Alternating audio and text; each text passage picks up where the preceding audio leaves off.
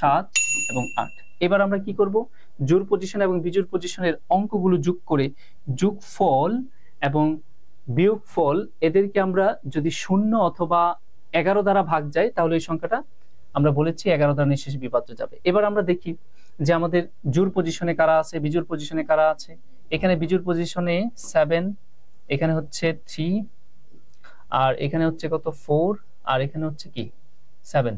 তার মানে একটু দেখি, এখানে আমাদের 7 নম্বর পজিশনে ছিল 9, তাহলে +9, 5 নম্বর পজিশনে 3, 3 নম্বর পজিশনে কত 4, 1 নম্বর পজিশনে হচ্ছে কত 7। এদের যোগফল মাইনাস এখন জোড় পজিশনের অঙ্কগুলোর যোগফল।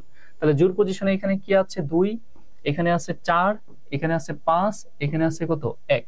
তার মানে দেখি এখানে আমার জোড় পজিশনের অঙ্কটা হচ্ছে 1, তারপর এটা হচ্ছে কত 5, তারপর এটা হচ্ছে কত 4, তারপর এটা হচ্ছে কত 2।